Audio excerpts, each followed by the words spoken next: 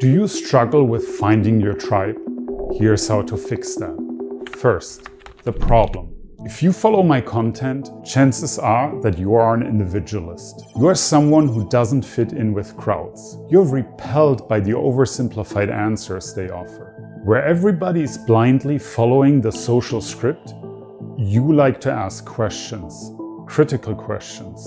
However, you are also a human being. You crave social contact and a sense of connection. Without it, life feels dull. That's a dilemma. The problem is that you can only respect other critical thinkers. You don't need to agree with them about every issue, but you need to see that they can think for themselves. And such people are hard to come by. Second, your options. There are 3 solutions to this dilemma. You can cast a wider net, you can move to a better pond, you can build a personal brand. None of these solutions are quick fixes. Implementing them might take you years, but all of them are worth it. Third, casting a wider net. Your first option is to cast a wider net. Most people have a fatalistic approach to making friends and finding lovers. They only utilize the social context that they are currently in. If they went to college X and ended up at employer Y, that's what they will use, the people they met at these places. But everybody outside of these contexts is off limits. It's insanity when you think about it. We see hundreds or even thousands of new people each day in passing. The potential! Some of these people could become lifelong friends. Some of them might become lovers that rock your world. Yet we let them walk by.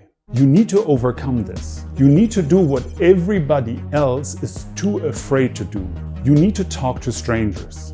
Every day and in every conceivable context. By constantly reaching out, you are bound to find at least a few other kindred spirits, people who share your values. The key is numbers. From my experience, you have to talk to around 1,000 new people to find one truly outstanding friend or lover. Granted, that is a lot of effort, but it's doable. The more interactions you have, the quicker you will be able to tell if you're compatible with somebody.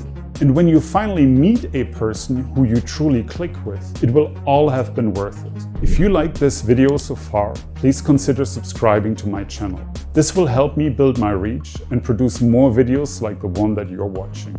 It's just a click, but for me it makes a big difference. Thank you. Fourth, moving to a better pond. It's not enough to just cast a wider net. You also want to be fishing at the right ponds. That means geographical mobility. If you are an aspiring country artist, maybe you don't want to stay in Circleville, Ohio. Maybe you want to move to Nashville. If you are into non-monogamous relationships, maybe rural Alabama is not the best place for you. Maybe check out Portland or Berlin.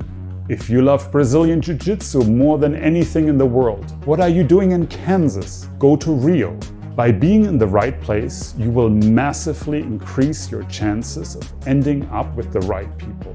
As a perpetual traveler myself, I can guarantee you there is a right place for everything. You might not have heard about it yet, but it exists. You just need to find it. 2 things are required to begin this quest. You need to make your money online, and you need to live a minimalist lifestyle. The first one is obvious. Having an online business will allow you to work from anywhere. You are no longer bound to a certain office in a certain city.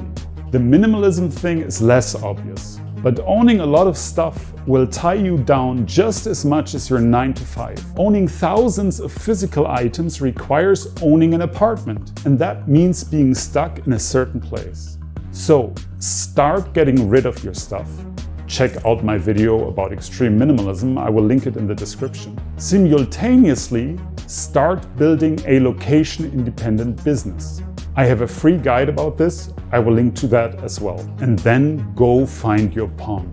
Fifth, building a personal brand. The last option is to build your personal brand. It could be a blog, a YouTube channel, or one of the various social media platforms. Go with whatever format appeals to you the most. Now, regularly produce helpful content around your values and your ideas. It's akin to a radio station. You are sending out a signal into the world. And if you keep transmitting, eventually the right people will tune in. For this to work, 3 things need to be in place. You need to have the courage to show yourself as you are. If you present too much of a curated front, you won't be noticed by the right people. I understand that most of us are afraid to do this. For example, I was terrified when I first started talking about my non-monogamous lifestyle in public, but you grow into it. Also, the social pushback we fear is usually less severe than what we expected. All of us secretly admire those who show themselves, even if we don't agree with their convictions. They dare when we don't. That's attractive. The next thing is value. Yes, you want to show yourself as you are, but at the same time, you want to help others. Narcissistic navel-gazing won't help anyone but yourself. You must provide value. The third thing is consistency. It takes a lot more content to be noticed than most people imagine. There's just that much noise online. Understand, the first 50 blog articles you write will go unread. The first 100 videos you will create will get hardly any views. Your first 500 Twitter posts will hardly get any engagement. But if you keep at it, it will eventually happen. And once it does, it will blow your mind. You will hear from people from all over the world who think like you, who feel like you, and who want to be closer to you. You will understand that you are not alone. There are other wonderful critical individualists out there. And the more you intertwine your life with theirs, the more joy you will experience. It will boost your happiness like few other things. What are your strategies for finding your tribe? What has worked for you? What hasn't? Let me know in the comments.